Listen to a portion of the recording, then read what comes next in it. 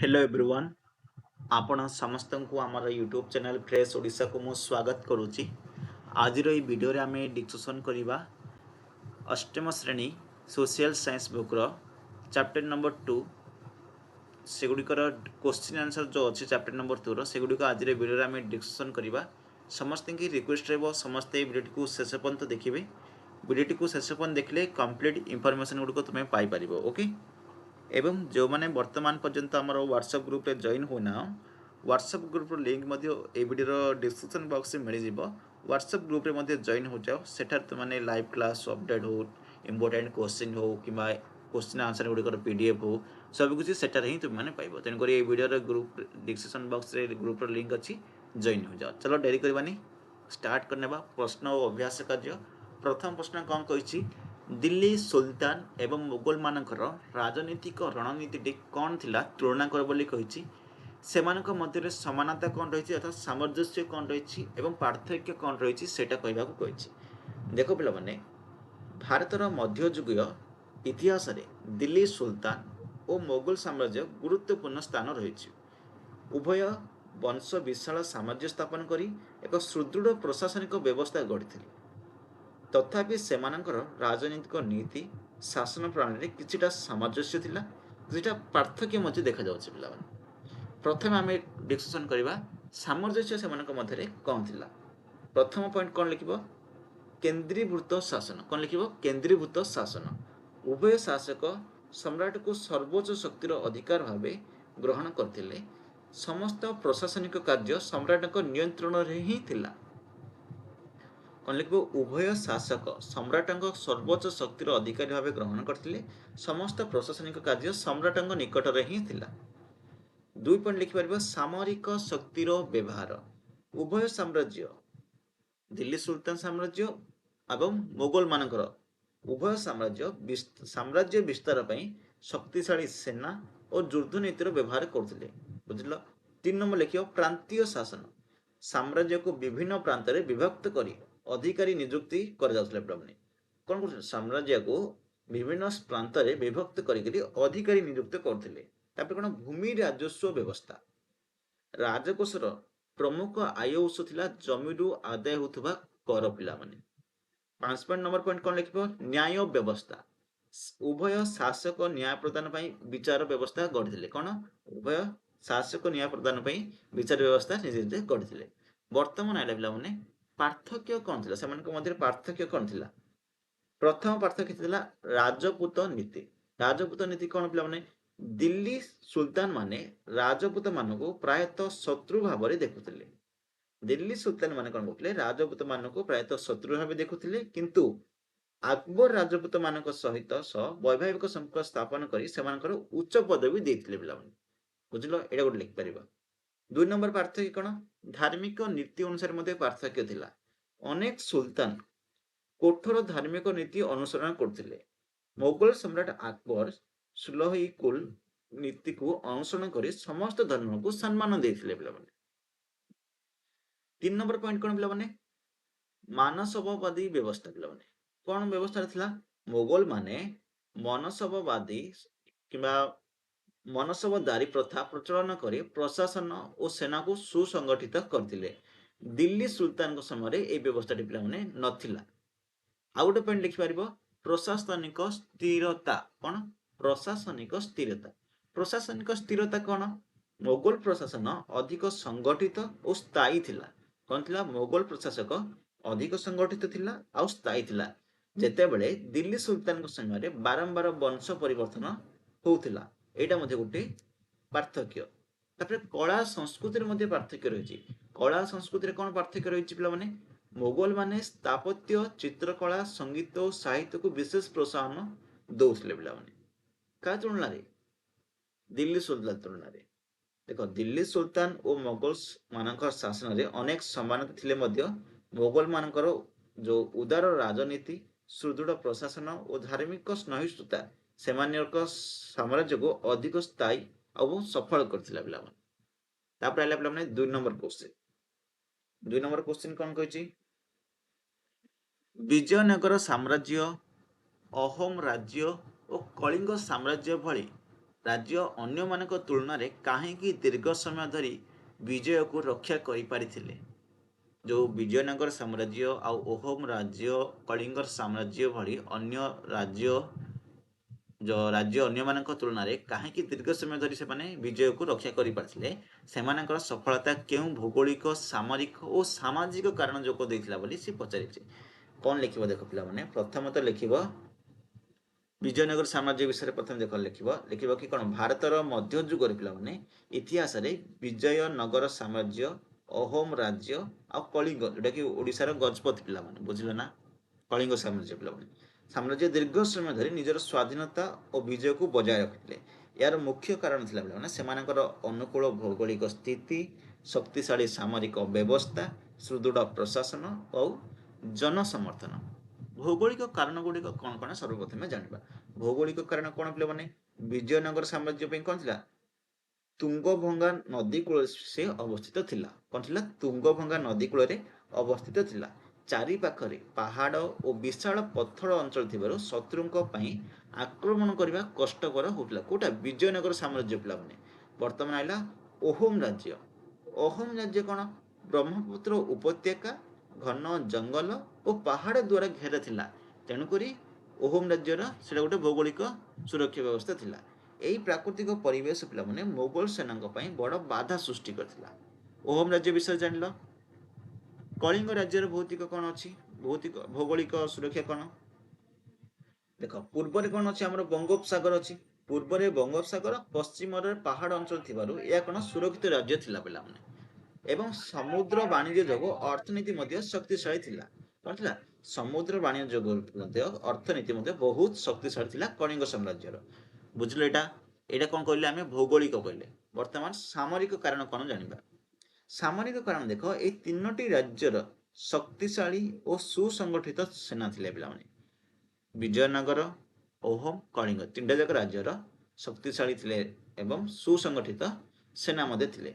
ହାତୀ, ଦୁର୍ଗ, ଘୋଡ଼ା ବାହିନୀ, ପଦାତି ସେନା ଯୁଦ୍ଧରେ ବଡ଼ ବଡ଼ ଭୂମିକାରେ ନେଉଥିଲେ ପିଲାମାନେ। ଆଉ କ'ଣ, ଓହୋମ ମାନେ କ'ଣ, ନଦୀ ପଥରେ ଯୁଦ୍ଧ କରିବାରେ ପାରଙ୍ଗମ ଥିଲେ। ଯେଉଁ ଓହୋମ ମାନେ ରହିଛନ୍ତି ସେମାନେ ନଦୀ ପଥରେ ଯୁଦ୍ଧ କରିବାରେ ପାରଙ୍ଗମ ଥିଲେ, କାରଣ ସେ ନଦୀ ଉପକୂଳରେ ଅଛନ୍ତି ପିଲାମାନେ। କଳିଙ୍ଗର ନୌସେନା କ'ଣ, ବହୁତ ଶକ୍ତିଶାଳୀ ଥିଲା। କଳିଙ୍ଗର ଯେଉଁ ନୌସେନା ରହିଛି ତାହା କ'ଣ ବହୁତ ଶକ୍ତିଶାଳୀ ଥିଲା।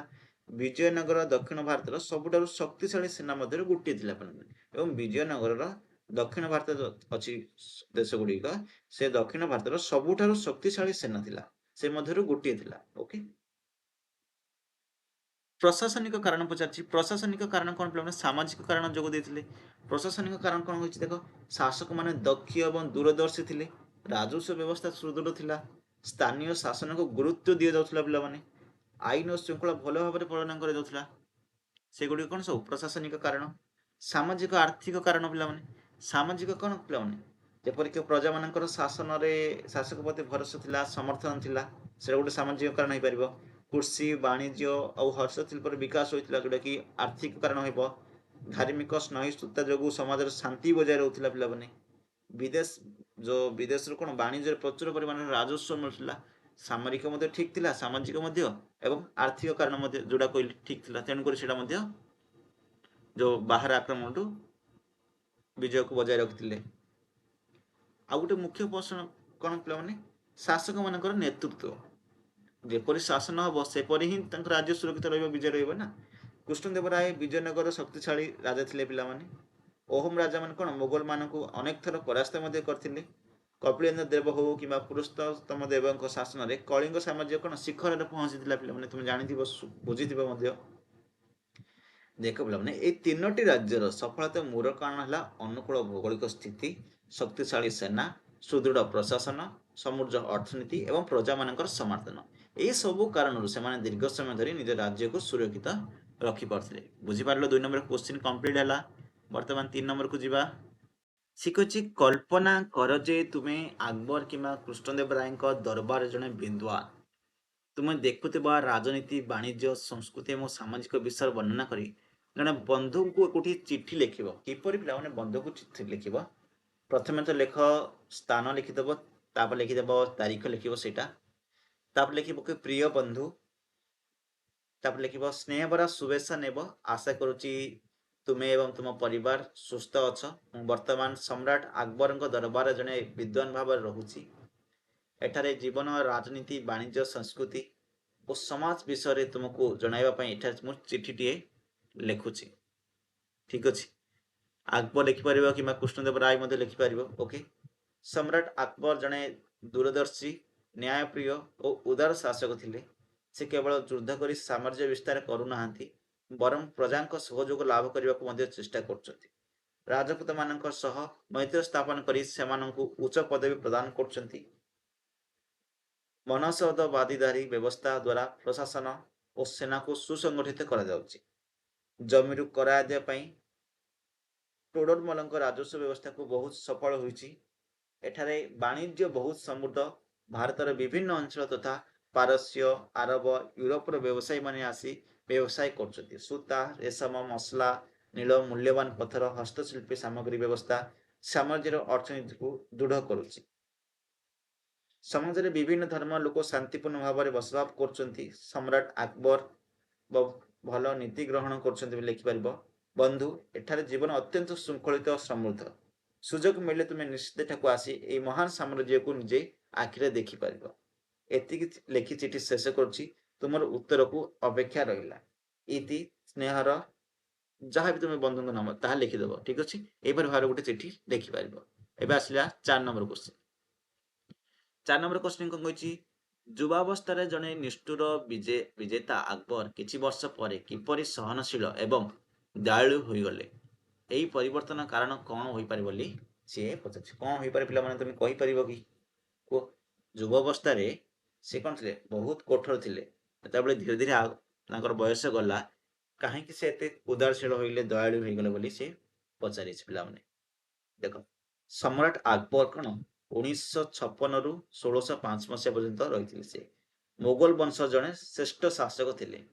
ଶାସନର ପ୍ରାରମ୍ଭିକ ଦିନରେ ସେ ସାମ୍ରାଜ୍ୟ ବିସ୍ତାର ପାଇଁ ଅନେକ ଯୁଦ୍ଧ କରିଥିଲେ ଏବଂ କେବେ କେବେ ନିଷ୍ଠୁରତାର ପରିଚୟ ମଧ୍ୟ ଦେଇଥିଲେ। କିନ୍ତୁ ସମୟ ସହିତ ତାଙ୍କର ଚିନ୍ତାଧାରାରେ ମଧ୍ୟ ବଡ଼ ପରିବର୍ତ୍ତନ ଆସିଲା। ସେ ଜଣେ ସହନଶୀଳ, ନ୍ୟାୟପ୍ରିୟ ଏବଂ ଦୟାଳୁ ଶାସକ ଭାବରେ ମଧ୍ୟ ପରିଚିତ ହେଲେ। ଆକବରର ପରିବର୍ତ୍ତନ କାରଣ କ'ଣ? ଅଭିଜ୍ଞତା ଆଉ ପରିପକ୍ୱତା ହେଉଛି ପ୍ରଥମ କାରଣ ପିଲାମାନେ। ଯୁବାବସ୍ଥାରେ ଆକବରଙ୍କର ମୁଖ୍ୟ ଲକ୍ଷ୍ୟ ଥିଲା ସାମ୍ରାଜ୍ୟକୁ ବିସ୍ତାର କରିବା। କିନ୍ତୁ ଶାସନର ଅଭିଜ୍ଞତା ବଢ଼ିବା ସହିତ ସେ ବୁଝିଲେ ଯେ କେବଳ ଯୁଦ୍ଧ ଦ୍ୱାରା ଏକ ବିଶାଳ ସାମ୍ରାଜ୍ୟକୁ ଦୀର୍ଘ ସମୟ ଧରି ଶାସନ କରିହେବ ନାହିଁ। ଦ୍ୱିତୀୟ ପଏଣ୍ଟ କ'ଣ ପିଲାମାନେ? ବିଭିନ୍ନ ଧର୍ମର ବିଦ୍ୱାନଙ୍କ ସହିତ ଆଲୋଚନା କରିବା। କାରଣ ଆମେ ଆଲୋଚନା କଲେ ହିଁ ଜାଣିପାରିବା ପିଲାମାନେ। ଆକବର କ'ଣ କଲେ? ବହୁତ ଯୋଉ ବିଦ୍ୱାନମାନେ ଅଛନ୍ତି ସେମାନଙ୍କ ସହିତ ଆଲୋଚନା କଲେ। ହିନ୍ଦୁ, ମୁସଲିମ, ଜୈନ, ବୌଦ୍ଧ, ଖ୍ରୀଷ୍ଟିଆନ, ଫାର୍ସି ବିଦ୍ୱାନମାନଙ୍କ ସହିତ ଧାର୍ମିକ ଆଲୋଚନା କରୁଥିଲେ। ଏହି ଆଲୋଚନା ତାଙ୍କୁ ସମସ୍ତ ଧର୍ମର ମୂଲ୍ୟ ବୁଝିବାରେ ସାହାଯ୍ୟ କରୁଥିଲା। ରାଜପୁତମାନଙ୍କ ସହିତ ସ୍ନେହ ମୈତ୍ରୀ। ଆକବର ରାଜପୁତମାନଙ୍କ ସହିତ କ'ଣ ବୈବାହିକ ସମ୍ପର୍କ ସ୍ଥାପନ କରୁଥିଲେ। ସେମାନଙ୍କର କ'ଣ ମୋଗଲ ପ୍ରଶାସନର ଉଚ୍ଚ ପଦବୀ ଦେଉଥିଲେ। ଏହା ଫଳରେ ସାମ୍ରାଜ୍ୟରେ ଏକତା ଓ ଶାନ୍ତି ମଧ୍ୟ ବୃଦ୍ଧି ପାଇଲା। ସେ ଗୋଟେ ନୀତି ମଧ୍ୟ କରିଥିଲେ, ସର୍ବଧର୍ମୀ ସମନ୍ୱୟ ନୀତି ଗ୍ରହଣ କରିଥିଲେ। ଏ ନୀତି ଅନୁଯାୟୀ କ'ଣ ସମସ୍ତ ଧର୍ମକୁ ସମାନ ଦେବା, ଧାର୍ମିକ ଭେଦଭାବକୁ ବିରୋଧ କରିବା, ଏସବୁ ଥିଲା। ତାପରେ ଗୋଟେ ଜିଜିଆ କର ବୋଲି ଗୋଟେ ଥିଲା, ଜିଜିଆ କର ମଧ୍ୟ ଥିଲା।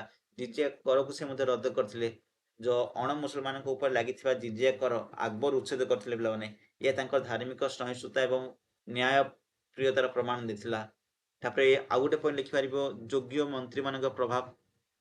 ଗୋଟେ ରାଜ୍ୟ ଚଳାଇବା ପାଇଁ ମନ୍ତ୍ରୀମାନଙ୍କ ମଧ୍ୟ ଆବଶ୍ୟକ ରହିଛି। ଯୋଗ୍ୟ ମନ୍ତ୍ରୀର ହେବାର ମଧ୍ୟ ଆବଶ୍ୟକ ରହିଛି। ଯେପରିକି ବୀରବଲ ଥିଲେ, ଜାଣିଥିବ। ତାପରେ ଅବଦୁଲ ଫଜଲ ଥିଲେ। ଅନ୍ୟାନ୍ୟ ଜ୍ଞାନୀ ମନ୍ତ୍ରୀମାନଙ୍କ ପରାମର୍ଶ ଦ୍ୱାରା କ'ଣ କରୁଛି, ଆକବର ଚିନ୍ତାଧାରାକୁ ଉଦାର କରିଥିଲା। ତାପରେ ପ୍ରଜାଙ୍କ କଲ୍ୟାଣ ପ୍ରତି ଧ୍ୟାନ। ଯେପରିକି ଆକବର ବୁଝିଥିଲେ ଯେ ପ୍ରଜାଙ୍କ ସମର୍ଥନ ବିନା ସାମ୍ରାଜ୍ୟ ସ୍ଥାୟୀ ଭାବରେ ହୋଇପାରିବ ନାହିଁ। ତେଣୁ ସେ କ'ଣ ନ୍ୟାୟ, ଶାନ୍ତି ଓ କଲ୍ୟାଣକାରୀ ନୀତିକୁ ଗ୍ରହଣ କରିଥିଲେ। ଦେଖ ପିଲାମାନେ, ଆକବରଙ୍କ ଜୀବନ ପରିବର୍ତ୍ତନ ପ୍ରମାଣ କରେ ଯେ ଅଭିଜ୍ଞତା, ଜ୍ଞାନ, ସହିଷ୍ଣୁତା, ନ୍ୟାୟବୋଧ ଜଣେ ଶାସକଙ୍କୁ ମହାନ କରିଥାଏ। ଯୁଦ୍ଧ ବିଜୟ ତାକୁ ଶକ୍ତିଶାଳୀ କରିଥିଲା, କିନ୍ତୁ ସହନଶୀଳତା, ଦୟା, ଧାର୍ମିକ ଏସବୁ ତାକୁ ଇତିହାସର ମହାନ ଆକବର ଭାବରେ ଅମର କରିଥିଲା। ପିଲାମାନେ ବୁଝିପାରିଲ? ଏବେ ଆସିଲା 5 ନମ୍ବର କ୍ୱେଶ୍ଚିନ୍। 5 ନମ୍ବର କ୍ୱେଶ୍ଚିନ୍ କ'ଣ କହିଛି? 5 ନମ୍ବର କ୍ୱେଶ୍ଚିନ୍ ପିଲାମାନଙ୍କୁ କ'ଣ କହିଛି? 5 ନମ୍ବର କ୍ୱେଶ୍ଚିନ୍ କହିଛି, ଯଦି ବିଜୟନଗରର ସାମ୍ରାଜ୍ୟ ତାଲିକୋଟ ଯୁଦ୍ଧରେ ବିଜୟ ହୋଇଥାନ୍ତା, ତେବେ ଫଳାଫଳ କ'ଣ ହୋଇଥାନ୍ତା? କଳ୍ପନା କର ଏବଂ ବର୍ଣ୍ଣନା କର ଯେ ଏହା ଦକ୍ଷିଣ ଭାରତର ରାଜନୈତିକ ଏବଂ ସାଂସ୍କୃତିକ ଇତିହାସକୁ କିପରି ପରିବର୍ତ୍ତନ କରିଥାନ୍ତା ବୋଲି ସେ କହିଛି। ଦେଖ ପିଲାମାନେ, ସମସ୍ତେ ଜାଣିଥିବ 1965 ମସିହାରେ ତାଲିକୋଟ ଯୁଦ୍ଧ ଦକ୍ଷିଣ ଭାରତର ଇତିହାସରେ ଏକ ଗୁରୁତ୍ୱପୂର୍ଣ୍ଣ ଘଟଣା। ପିଲାମାନେ, 1965 ମସିହାର ତାଲିକୋଟ ଯୁଦ୍ଧ ଦକ୍ଷିଣ ଭାରତ ଇତିହାସରେ ଏକ ଗୁରୁତ୍ୱପୂର୍ଣ୍ଣ ଘଟଣା। ଏହି ଯୁଦ୍ଧରେ ବିଜୟନଗର ସାମ୍ରାଜ୍ୟ ଦକ୍ଷିଣ ମୁସଲିମ ସୁଲତାନ ମାନଙ୍କ ସହିତ ସେନାଠାରୁ ପରାଜିତ ହୋଇଥିଲା। ଯଦି ବିଜୟନଗର ସାମ୍ରାଜ୍ୟ ଏହି ଯୁଦ୍ଧରେ ବିଜୟ ହୋଇଥାନ୍ତା, ତେବେ ଦକ୍ଷିଣ ଭାରତର ରାଜନୈତିକ, ଆର୍ଥିକ ଓ ସାଂସ୍କୃତିକ ଇତିହାସ ସମ୍ପୂର୍ଣ୍ଣ ରୂପେ ଭିନ୍ନ ହୋଇପାରିଥାନ୍ତା। ପିଲାମାନେ, କେମିତି ଭିନ୍ନ ହୋଇଥାନ୍ତା, ତାର ପରିଣାମ ମଧ୍ୟ, ସମ୍ଭାବ୍ୟ ପରିଣାମ ମଧ୍ୟ କଣ? ଦେଖ, ପ୍ରଥମତଃ ଦକ୍ଷିଣ ଭାରତରେ ବିଜୟନଗରର ପ୍ରାଧାନ୍ୟ ବଜାୟ ରହିଥାନ୍ତା। ବିଜୟନଗର ସାମ୍ରାଜ୍ୟ ଆହୁରି ଶକ୍ତିଶାଳୀ ହୋଇ କଣ ହୋଇଥାନ୍ତା, ଦକ୍ଷିଣ ଭାରତର ପ୍ରମୁଖ ରାଜ୍ୟ ଭାବେ ଦୀର୍ଘ ସମୟ ପର୍ଯ୍ୟନ୍ତ ରହିଥାନ୍ତା। 2 ନମ୍ବର ପଏଣ୍ଟ କଣ ଲେଖିବ?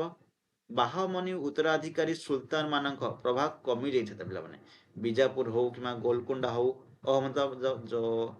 ଯୋଉ ସୁଲତାନ ମାନେ ଥିଲେ, ସେଠାରେ ସୁଲତାନ ମାନେ ଥିଲେ, ସେମାନଙ୍କ ଶକ୍ତି କଣ ହ୍ରାସ ପାଇଥାନ୍ତା। ବିଜୟନଗର ପ୍ରଭାବଟି ବୃଦ୍ଧି ପାଇଥାନ୍ତା। କଳା, ସାହିତ୍ୟ ଓ ସ୍ଥାପତ୍ୟର ଅଧିକ ବିକାଶ ହୋଇଥାନ୍ତା। ତାପରେ କଣ, ବାଣିଜ୍ୟ ଆଉ ଅର୍ଥନୀତିର ଉନ୍ନତି ହୋଇଥାନ୍ତା। ଯେପରିକି ଆରବ ହଉ, ପର୍ତ୍ତୁଗାଲ ହଉ, ଦକ୍ଷିଣ ପୂର୍ବ ଏସିଆ ସହିତ ସମୁଦ୍ର ବାଣିଜ୍ୟ ଆହୁରି ବୃଦ୍ଧି ପାଇଥାନ୍ତା। ଏହା ଦ୍ୱାରା କଣ, ସାମ୍ରାଜ୍ୟର ଅର୍ଥନୀତି ଅଧିକ ସମୃଦ୍ଧ ହୋଇଥାନ୍ତା। ଦକ୍ଷିଣ ଭାରତରେ ରାଜନୈତିକ ସ୍ଥିରତା ଆସିପାରିଥାନ୍ତା। ଯୁଦ୍ଧ ଏବଂ ଆଭ୍ୟନ୍ତରୀଣ ସଂଘର୍ଷ କଣ କମିଯାଇ ପ୍ରଶାସନ ଅଧିକ ସୁଦୃଢ ହୋଇପାରିଥାନ୍ତା। ଯୋଉ ହମ୍ପି ସହରର ଧ୍ୱଂସରୁ ମଧ୍ୟ ରକ୍ଷା ହୋଇଥାନ୍ତା। ଯୋଉ ତାଲିକୋଟ ଯୁଦ୍ଧରେ ପରେ ହମ୍ପି ସହର କଣ ଧ୍ୱଂସ ହୋଇଯାଇଥିଲା, ବିଜୟ ମିଳିଥାନ୍ତା, ହେଲେ ଏହି ଐତିହାସିକ ନଗରୀ ଆହୁରି ସମୃଦ୍ଧ ହୋଇଥାନ୍ତା, ବିକଶିତ ହୋଇଥାନ୍ତା। ହିନ୍ଦୁ ସଂସ୍କୃତିର ବିକାଶ ହେଇଥାନ୍ତା। ପିଲାମାନେ, ଯେପରିକି ମନ୍ଦିର ନିର୍ମାଣ ହଉ, ସଙ୍ଗୀତ, ନୃତ୍ୟ, ଧାର୍ମିକ ପରମ୍ପରାକୁ ଆହୁରି ପ୍ରୋତ୍ସାହନ ମିଳିଥାନ୍ତା। ଆଉ ଗୋଟେ ପଏଣ୍ଟ ମଧ୍ୟ ରହିଛି କଣ, ୟୁରୋପୀୟ ଶକ୍ତି ମାନଙ୍କ ପ୍ରଭାବ କମି ପାରିଥାନ୍ତା। ଏକ ଶକ୍ତିଶାଳୀ ବିଜୟନଗର ସାମ୍ରାଜ୍ୟ ଥିଲେ ପିଲାମାନେ, ପର୍ତ୍ତୁଗାଲ ଓ କଣ ପରବର୍ତ୍ତୀ ୟୁରୋପୀୟ ଶକ୍ତି ମାନଙ୍କ ପ୍ରଭାବ ଦକ୍ଷିଣ ଭାରତରେ ପିଲାମାନେ ସୀମିତ ହୋଇ ରହିପାରିଥାନ୍ତା। ବୁଝିଲ ନା? ଯଦି ବିଜୟନଗର ସାମ୍ରାଜ୍ୟ ତାଲିକୋଟ ଯୁଦ୍ଧରେ ବିଜୟ ହୋଇଥାନ୍ତା, ତେବେ ଦକ୍ଷିଣ ଭାରତରେ ରାଜନୈତିକ ଏକତା, ଆର୍ଥିକ ସମୃଦ୍ଧି, କଳା ସଂସ୍କୃତିର ବିକାଶ ଆହୁରି ବୃଦ୍ଧି ପାଇଥାନ୍ତା। ହମ୍ପି ପରି ଏକ ଐତିହାସିକ ନଗରୀ ମଧ୍ୟ, ତାହା ମଧ୍ୟ ଗୌରବପୂର୍ଣ୍ଣ ହୋଇ ରହିଥାନ୍ତା। ପିଲାମାନେ, ଦକ୍ଷିଣ ଭାରତର ଇତିହାସ ଆଜିର ତୁଳନାରେ ବହୁତ ଭିନ୍ନ ହୋଇଥାନ୍ତା। ଏତିକି ଲେଖିବ, ଠିକ ଅଛି। 5 ନମ୍ବର ପ୍ରଶ୍ନ ଗଲା। ବର୍ତ୍ତମାନ ଆଇଲା ପିଲାମାନେ 6 ନମ୍ବର କ୍ୱେଶ୍ଚିନ୍। 6 ନମ୍ବର କ୍ୱେଶ୍ଚିନ୍ କଣ କହିଛି? ସମାନତା, ସେବା ଓ ନ୍ୟାୟର ସମେତ ପ୍ରାରମ୍ଭିକ ଶିଖ ଧର୍ମ ଦ୍ୱାରା ପ୍ରୋତ୍ସାହିତ ଅନେକ ମୂଲ୍ୟବୋଧର ଆଜି ବି ପ୍ରାସଙ୍ଗିକତା ରହିଛି। ଏହି ମୂଲ୍ୟବୋଧ ଗୁଡ଼ିକ ମଧ୍ୟରୁ ଗୋଟିଏ ବାଛ ଏବଂ ସମସାମରିକ ସମାଜରେ ଏହା କିପରି ପ୍ରାସଙ୍ଗିକ ରହିଛି ତାହା ଆଲୋଚନା କରିବାକୁ କହିଛି। ପିଲାମାନେ, ବୁଝିଲ? ଦେଖ, ପ୍ରାରମ୍ଭିକ ଶିଖ ଧର୍ମର ପ୍ରବର୍ତ୍ତକ ଗୁରୁ ନାନକ ଦେବ, ସେଇଟା ଆମେ ନେବେ ପିଲାମାନେ, ଠିକ ଅଛି।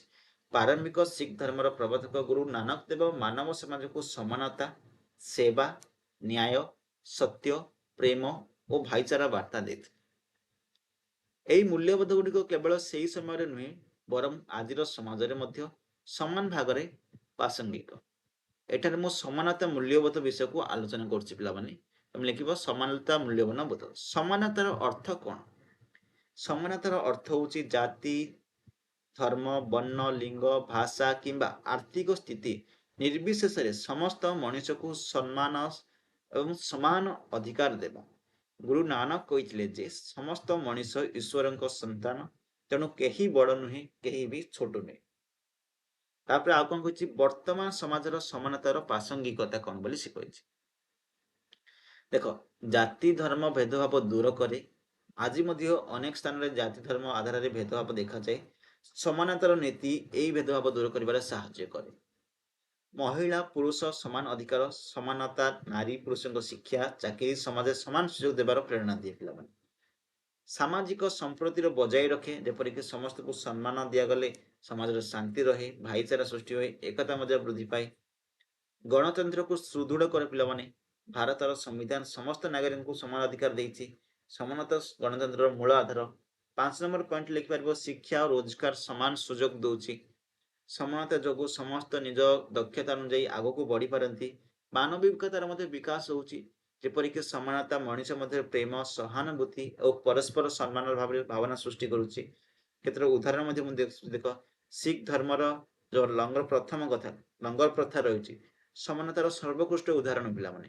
ଏଠାରେ ଧନୀ ଗରିବ ହଉ ଜାତି ଧର୍ମ ନିର୍ବିଶେଷରେ ସମସ୍ତେ ଏକାଠି ବସିକିରି ଭୋଜନ କରନ୍ତି। ବିଦ୍ୟାଳୟ କାର୍ଯ୍ୟାଳୟ ସାର୍ବଜନୀନ ସ୍ଥାନରେ ସମସ୍ତଙ୍କୁ ସମାନ ସୁଯୋଗ ଦେବା ମଧ୍ୟ ଏଇର ଗୋଟେ ଉଦାହରଣ ପିଲାମାନେ। ବୁଝିଲ?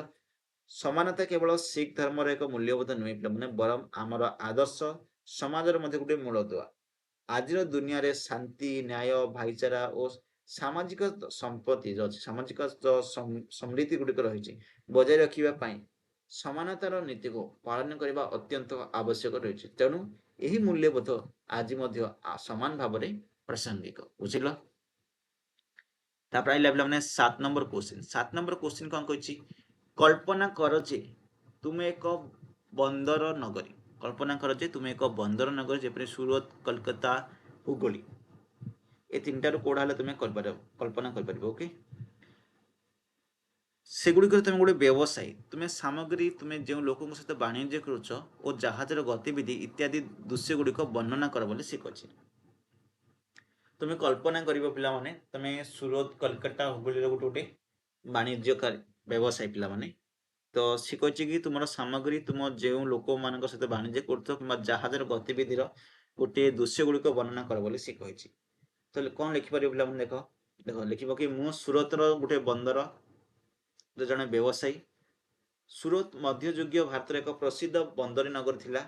ଏଠାରୁ ଭାରତର ବିଭିନ୍ନ ସାମଗ୍ରୀ ବିଦେଶକୁ ରପ୍ତାନି ହେଉଥିଲା ଏବଂ ବିଦେଶରୁ ଅନେକ ଦ୍ରବ୍ୟ ଆମଦାନୀ କରାଯାଉଥିଲା। ପ୍ରତିଦିନ ବନ୍ଦରର ଜାହାଜରେ ଆସିବା ଯିବା, ବ୍ୟବସାୟୀମାନଙ୍କର ଭିଡ଼, ବାଣିଜ୍ୟ କାର୍ଯ୍ୟକଳାପକୁ ଦେଖିବାକୁ ମିଳିଥାଏ। ଏପରି ଲେଖିପାରିବ। ତାପରେ ବନ୍ଦରର ପରିବେଶ ଲେଖିପାରିବ। ବନ୍ଦର କିପରି ଦେଖାଯାଏ? ପ୍ରତିଦିନ ସକାଳୁ ବନ୍ଦରରେ ବହୁତ ଚଳଚଞ୍ଚଳ ପରିବେଶ ଦେଖାଯାଏ। ବଡ଼ ବଡ଼ ଜାହାଜ ସମୁଦ୍ରକୁ ଆସି ବନ୍ଦରରେ ପହଞ୍ଚନ୍ତି।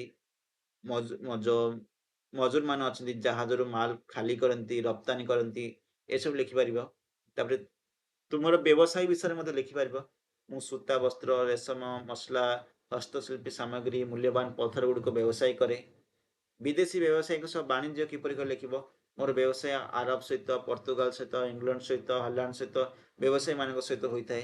ସେମାନେ ଭାରତର ମସଲା, ବସ୍ତ୍ର, ଅନ୍ୟାନ୍ୟ ସାମଗ୍ରୀ ଦିଅନ୍ତି। ପରିବର୍ତ୍ତେ ସେମାନେ କିଛିଟା ଆମକୁ ରେଶମ ହଉ କିମ୍ବା ସୁନା ରୂପା ସାମଗ୍ରୀ ଦିଅନ୍ତି।